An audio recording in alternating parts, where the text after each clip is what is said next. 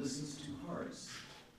And so we sing with voices, and so it's popular to say, oh, I couldn't carry a tune in a bucket. God really cares about your heart. So keep your hearts pure and praising Him. As we sing this last song, Great Are You, Lord.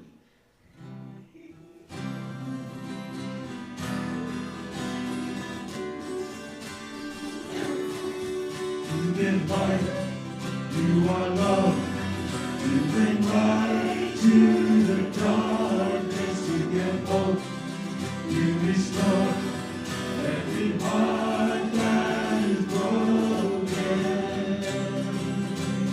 Great are you, Lord, it's your breath in our lungs, so we pour out our praise, we pour out our praise, it's your breath in our lungs, so we pour out our praise in you only.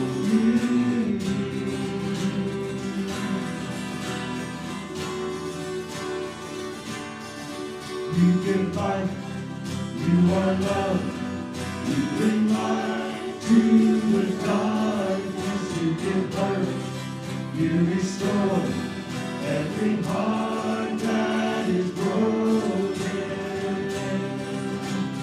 Great are you,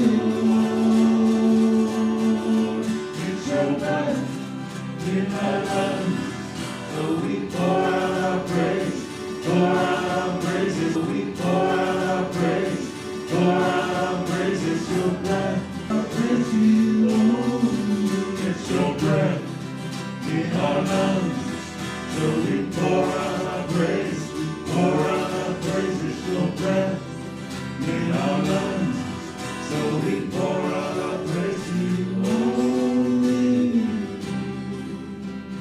Great are you, Lord. All right, kids, you are excused to Sunday school. Kiddos. Everybody else, out with your Bibles.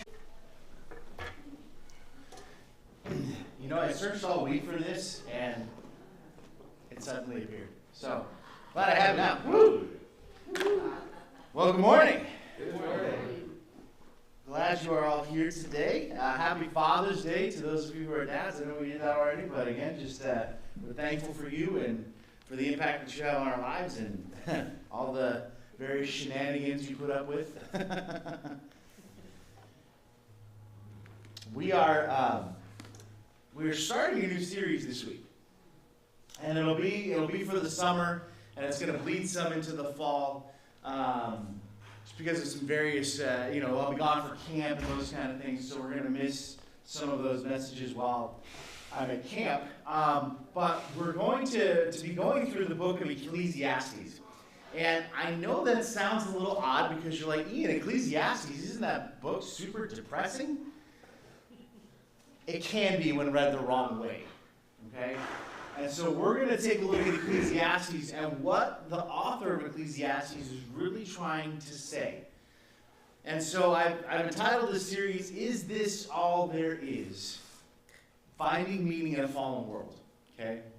And we're going to be talking today, looking at verses 1 through 11 of chapter 1, looking at the problem of meaning and how we derive meaning in a world that since this author wrote Ecclesiastes, it really hasn't changed all that much. And how we can apply what he is saying and the observations that he is making in our lives. In fact, last week, Friday, was our last day of the conference in Denver. And one of my favorite things to do, really, all of the pastors, what we do when we get together, when we're trying to make small talk, we don't talk about the weather. We don't talk about really sports, because there's some guys that are sports guys, there's some guys that are not. What we talk about is, what are you preaching on lately, right? And I was talking with Zach Kemper, who's a dear friend. He preaches in Post Falls, Idaho. That's where he's at. His dad is the president of Grace Christian University. We know them pretty well. Kathy and Ken Kemper were my prayer parents while I was going to Grace Christian. And so we were over at their house quite a bit. And Zach, I asked him this question. He goes, oh, we just got done preaching through Ruth, and I don't know when I'm going to start again yet. I'm still trying to figure that out. Probably went back to the New Testament. He's like, what about you? I was like, oh, I just finished Mark. Or I'll be finishing Mark when I get back. And I said, I don't know what I'm preaching through yet either. And I said, I talked to John Lauder about this. And he goes, well, preach through Ecclesiastes. We did that last summer. And I said, you know what? I remember that because I did one of the messages when we went back to Grand Rapids for that. I said, but Ecclesiastes? Like, really? And I told Zach that about that conversation. And he goes, you know what? John got the idea to do Ecclesiastes for me. And he had the same reaction that you did. So I'm going to have to make fun of him for that because John even went, Ecclesiastes, really?